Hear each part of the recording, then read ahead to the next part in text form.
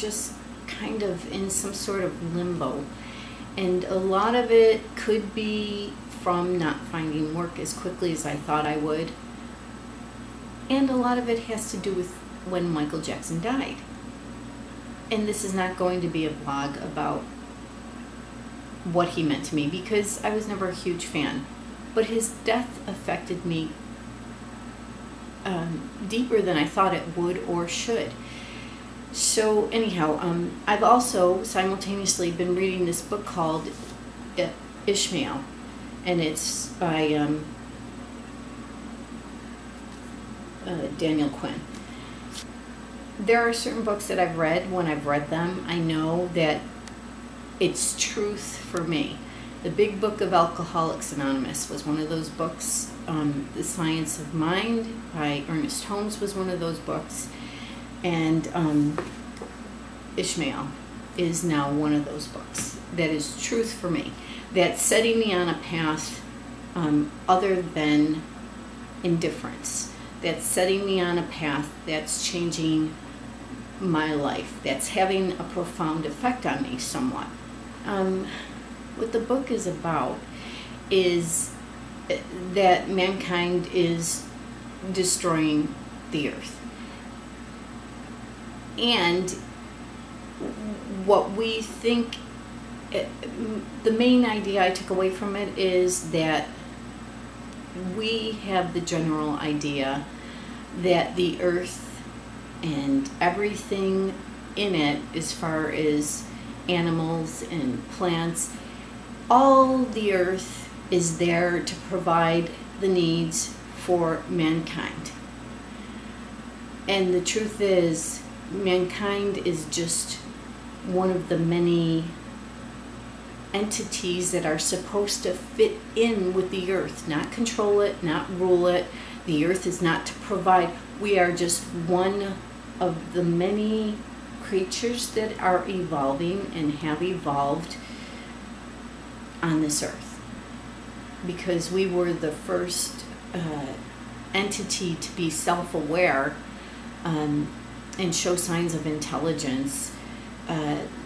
We think that it ended with man, that evolving or evolution ended with man, and that's not true. Evolution is happening with all the species, and we were supposed to lead the way, but instead, because of, I guess, the ego, although I don't think he ever mentions the word ego in here at all, but because man is what man is, we wanted to rule, and we thought it's all for us, and all this has been to keep us in existence. And in trying to control all that, we're actually destroying ourselves. We're destroying the planet, and we're destroying ourselves. The cultures that I'm going to refer to now, in the book it's referred to as takers and leavers. That there are the takers, which is mankind as we pretty much know it, and then there are the leavers, like I will call them tribal or Aborigine type cultures, which live, very basic needs. The way the book puts it is they live their lives in the hands of the gods, or in my concept of it would be in the hands of the earth. We try to control. Even the people that are the most religious people still want, they don't have that concept where Jesus said, why there's no need to worry. Why worry if God's provided for that sparrow over there? Then God will certainly provide for you. But we don't allow God to provide for us. We are wanting to control the situation. There are so many good visualizations that I took away from this book. When the first men, before there were airplanes and people were trying their ideas out as far as what will work and what won't work, is a flying machine. Somebody may have built a machine where the wings flap up and down, and if you pedal fast enough, but So they go ahead and do that, and the initial sensation is gliding, and the person within the flying machine will think I've succeeded. And, and that gliding feeling will last for a certain period of time until you get closer and closer to the ground, and you realize you're getting closer and closer at a faster and faster speed, and you realize you're crashing. Ever since that time when the agricultural revolution took place, we've been in that free-floating, gliding experience, thinking that we've got it under control, and that yes, we are intelligent, and yes, we are succeeding. But the truth is, in recent years, and we're becoming more and more aware of the fact that we are crashing. We're getting closer to crashing at a faster speed, and we need to change.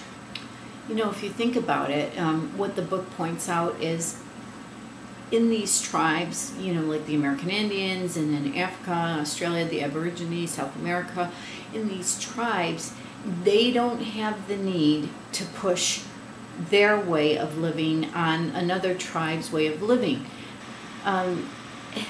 It's really a twisted notion when you think about the fact that our way leads to addiction and alcoholism. Our way leads to stress and heart attacks. Our way leads to anxiety and panic attacks. And they live day to day in the, I forget what the term is called, but they live amongst other animals and beings evolving as part of the earth. And it's because we are feeling so imprisoned. I have felt imprisoned for I can't tell you how long. And that's why so often I say, but who are the they that's controlling this? Well, it's the culture. It's this mother culture that's been ingrained on us. And I can't go into depth on this book more than what it is right now, because I'm still processing all of the levels of information in it. But what I do know is, when I heard the news of Michael Jackson dying, what I heard was, enough is enough. This is it. Like, that was a possible cry that I heard from somewhere beyond. And that resonated with me. When are we going to change? When are we going to change?